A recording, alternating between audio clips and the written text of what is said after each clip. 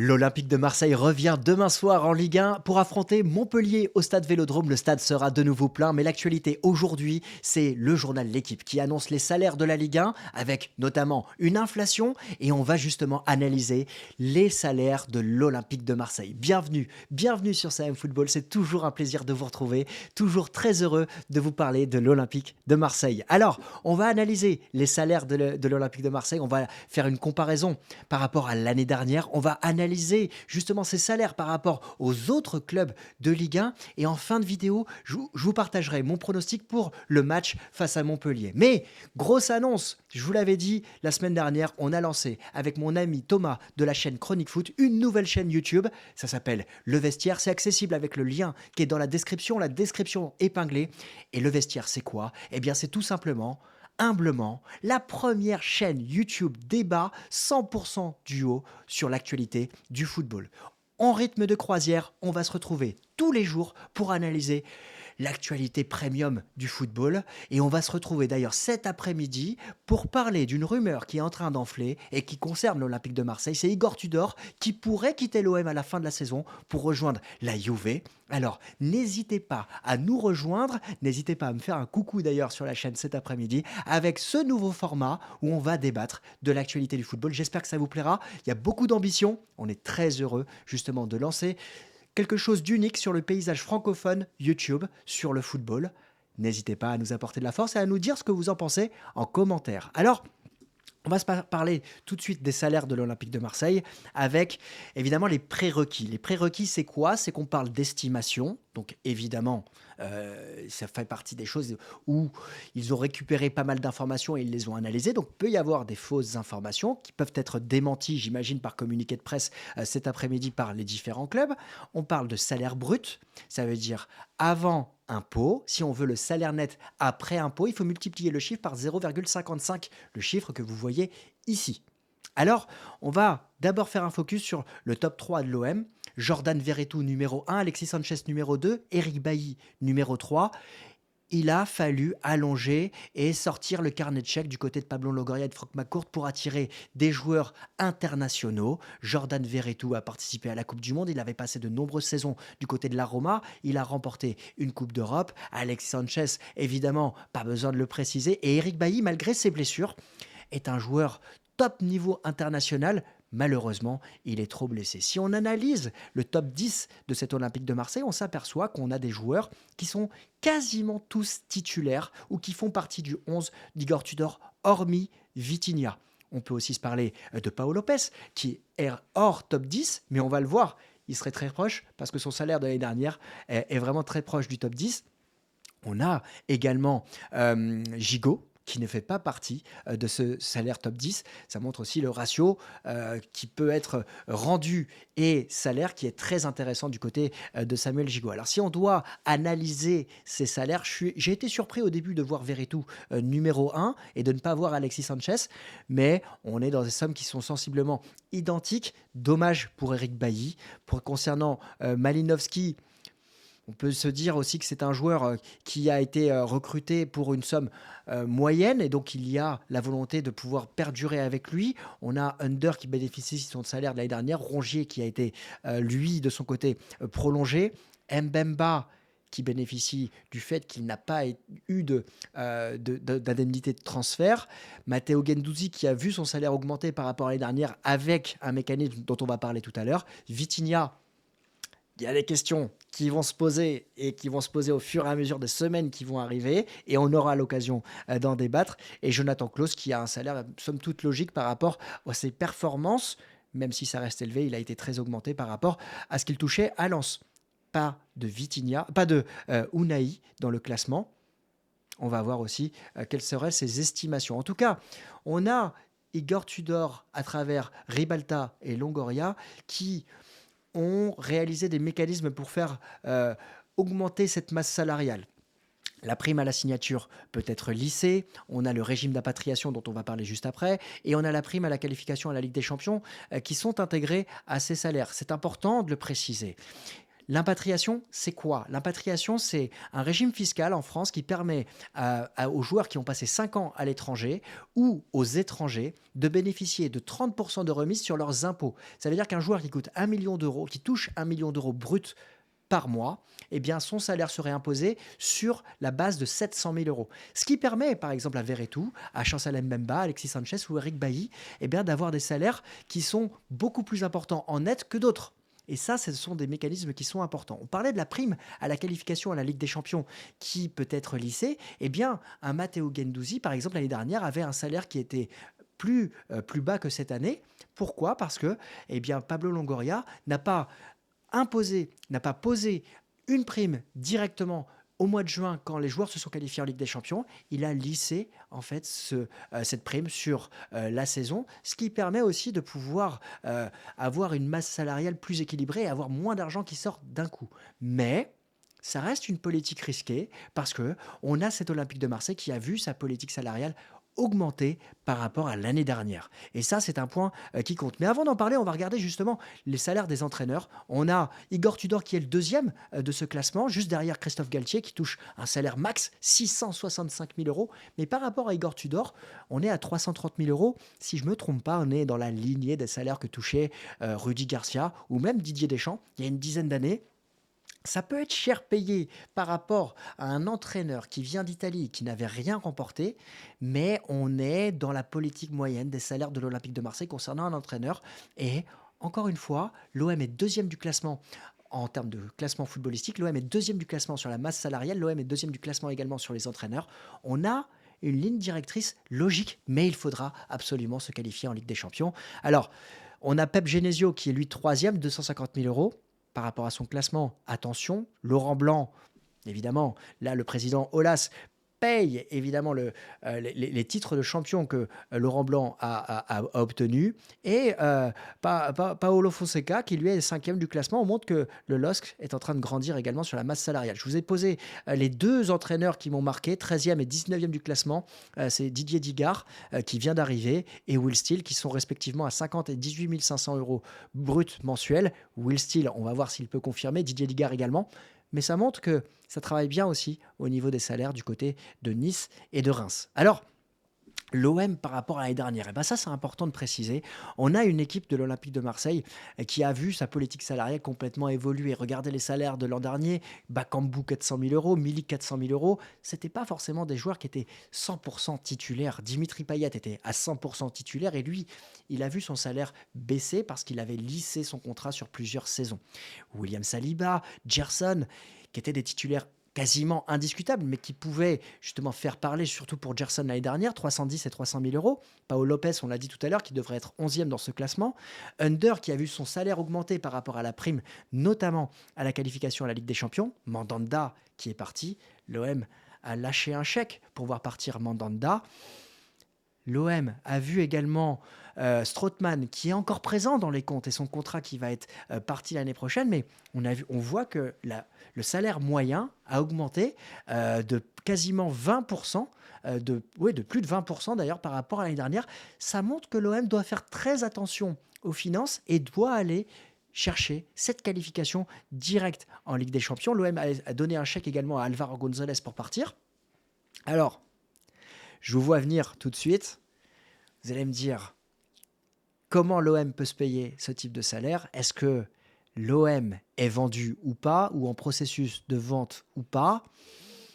Toujours délicat. On va suivre, et je suis quotidiennement le sujet. Toujours pas de nouvelles particulières. En tout cas, à mes yeux, l'Olympique de Marseille bénéficie évidemment de plusieurs éléments, comme le contrat de CVC qui peut gonfler évidemment la masse salariale en anticipation des autres saisons. L'Olympique de Marseille bénéficie de la qualification à la Ligue des Champions qui a apporté de l'argent, même si l'OM a terminé quatrième. Et puis l'Olympique de Marseille anticipe une qualification directe. C'est pour ça que c'est risqué.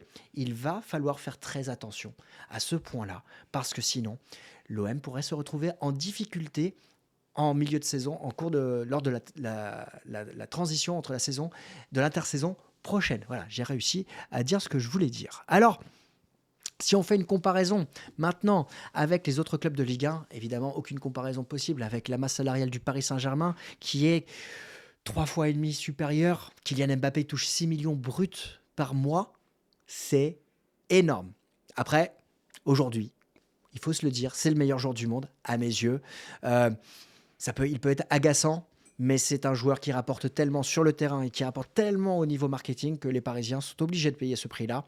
À voir le jour où il va quitter le Paris Saint-Germain, quel serait son salaire. Mais c'est le sportif le mieux payé en France et peut-être l'un des sportifs les mieux payés au monde. Neymar, Messi, au-dessus des 3 millions. Tous les joueurs, 5 joueurs, 6 joueurs sont au-dessus du million d'euros du côté du Paris Saint-Germain. Il n'y a pas besoin de débattre particulièrement, mais c'est une masse salariale qui est très importante au moment où QSI pourrait investir du côté de Manchester United. C'est à suivre et on sera attentif là-dessus parce que ce serait délicat de voir le Paris Saint-Germain sous l'égide de QSI avec Manchester United, sachant que Manchester United peut être le club phare si Paris Saint-Germain devient un club satellite. Attention à la dégringolade au niveau des salaires. Si on fait la comparaison avec le numéro 3 du classement salarial, c'est Monaco, 160 000 euros. Alors, certes, Monaco bénéficie évidemment d'avantages fiscaux par rapport au fait que ce soit une principauté, mais il y a un vrai gap avec le numéro 2 du championnat qui est l'Olympique de Marseille. Et par rapport au classement, on voit que Monaco est quatrième du championnat aujourd'hui. Et mis à part Ben Yedder, on est dans des salaires qui sont intéressants. Alors, il y a beaucoup d'étrangers dans ce top 10. Mais voilà, il y a une masse salariale qui est beaucoup plus équilibrée du côté de l'AS Monaco. Attention aussi, même si la politique sportive de Monaco est toujours très particulière à déchiffrer. Du côté de l'Olympique lyonnais, on a une prime évidemment aux joueurs qui sont arrivés de l'étranger, au retour. On pense à Alexandre Lacazette, on pense à Dejan Lovren, on pense à Corentin Tolisso, tous les 3 membres du top 4. Ah, Jérôme Boateng, attention, lui de son côté, 400 000 euros alors qu'il ne joue pas ou peu. Ça fait partie des grandes questions. Il y a une masse salariale qui est importante quand même pour des joueurs. Et évidemment, ça dénote par rapport au classement. Alors, je ne vais pas faire la blague du c'est pas anodin, mais là, c'est dur pour les supporters lyonnais. C'est satisfaisant, évidemment, quand on est contre l'Olympique lyonnais.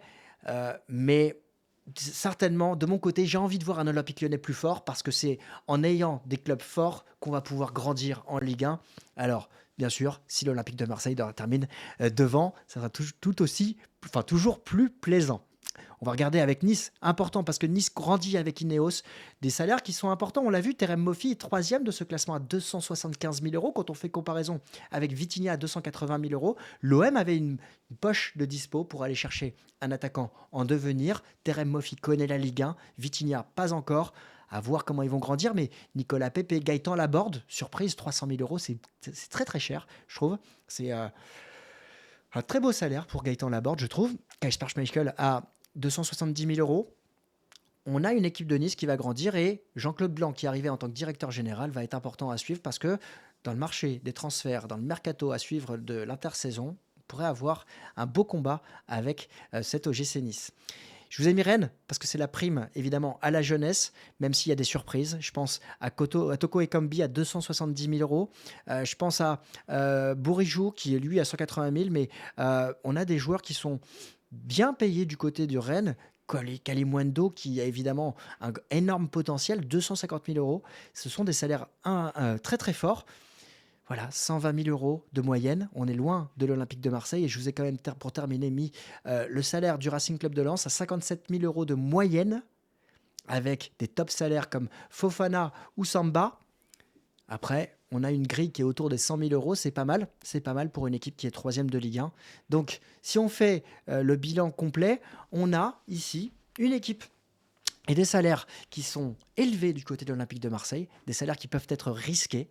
Et on attendra évidemment avec impatience la fin de la saison pour faire le bilan et voir si l'Olympique de Marseille mérite cette hausse salariale pour aller chercher la Ligue des Champions. En tout cas, ça sera le moment de faire le bilan en fin de saison. N'hésitez pas à vous abonner sur la chaîne justement pour suivre ça, parce que évidemment, on sera attentif à cet Olympique de Marseille. Alors, on va passer, avant de passer à Marseille-Montpellier, l'analyse du top 30 de la Ligue 1. Paris trust les 10 premières places de cette Ligue 1. Ben Yedder est 11e, Verretou est 13e, mais les 16 premières places de la Ligue 1 sont quasiment à 100% pour le Paris Saint-Germain.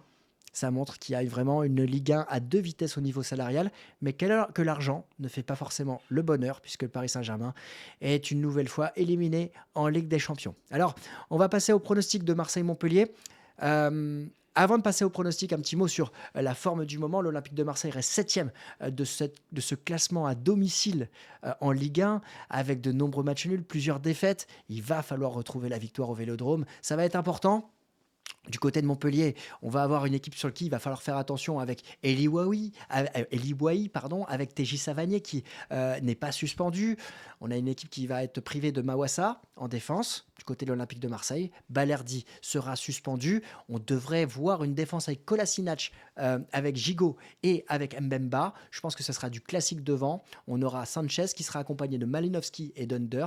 Je pense que Guendouzi va commencer sur le banc et du classique ensuite pour le reste de la composition. Alors, pour retrouver la victoire, il sera intéressant évidemment de prendre le jeu par le bon bout et d'aller chercher les 3 points pour rester en tête de ce poursuivant derrière le Paris Saint-Germain. Un Paris Saint-Germain qui joue Lyon dimanche soir. On va voir. Mais ça pourrait être intéressant à suivre si l'OM gagne et que le Paris Saint-Germain perd des points avec 7 points d'écart avant le début du championnat. Alors, n'oubliez pas que ces pronostics sont en partenariat avec Parions Sport, mon partenaire Paris Sportif, partenaire premium de l'Olympique de Marseille. Parier et avec responsabilité parce que jouer comporte des risques, très important de le préciser. Ne pariez pas des sommes que vous n'êtes pas prêt à perdre. Jouer est exclusivement réservé aux personnes majeures et jouer doit rester un divertissement. Vous avez le lien dans la description pour pouvoir jouer avec Parions Sport. Ça permet de pouvoir gagner un bonus. Ça permet à l'Olympique de Marseille également d'avoir plus de visibilité grâce à ce partenariat. Mais n'oubliez pas que jouer comporte des risques. Alors on va analyser ces cotes de manière éditoriale. L'Olympique de Marseille qui est évidemment favori à 1,41. Évidemment par rapport au classement. Mais par rapport au classement à domicile, quand même, c'est pour ça que la cote, elle n'est pas si basse que ça, 1,41. Elle peut évoluer d'ici demain. Match nul à 4,95. Montpellier à 7,20. Grosse cote du côté de Montpellier, du côté de Parions Sport quand même. Alors, si on regarde les scores qui sont favoris pour cette rencontre, c'est les 2-0 pour l'Olympique de Marseille. C'est le score que j'ai en tête. Je m'attends à voir l'Olympique de Marseille réaliser un clean sheet et marqué dans les demi-temps. Mais attention à ce Montpellier qui, avec Derzakarian, n'a pas perdu, si je ne me trompe pas, et qui remonte au classement, en tout cas qui est en train de se sauver. C'est un point important, mais un Montpellier qui arrive toujours en difficulté à l'Olympique de Marseille. Donc, je serai attentif à TJ Savanier, mais je pense que l'OM, avec sérieux, avec du repos aussi, doit faire le travail et doit s'imposer avec maîtrise quand on voit l'interview d'Igor Tudor hier dans l'équipe. On va en parler cet après-midi. Les autres scores, 1-0 à 6-10 et le match nul, 1 but partout à 7,90. Comme je vous le disais, je m'attends à un match où l'Olympique de Marseille doit faire un clean sheet. 1,78 si les équipes marquent des deux côtés. Le clean sheet de l'OM est coté à 1,67 parce que est-ce que les deux équipes vont marquer ? Je dis non et je l'affirme haut et fort. En tout cas, j'espère ne pas me tromper. On se retrouvera probablement à l'issue de la rencontre, alors soit demain soir, soit samedi, pour débriefer de cette rencontre sur la chaîne. N'hésitez pas à vous abonner, n'hésitez pas à me dire en commentaire quel est votre pronostic. Et comme je vous l'ai dit, n'hésitez pas à nous apporter de la force sur notre nouvelle chaîne YouTube, Le Vestiaire. Un gros programme à venir et surtout cet après-midi, un débat sur Igor Tudor. N'hésitez pas à nous accompagner et n'hésitez pas à nous apporter beaucoup de force. Je vous souhaite une excellente journée, un très bel avant-match et on se retrouve très vite pour parler de l'actualité du football. Ciao!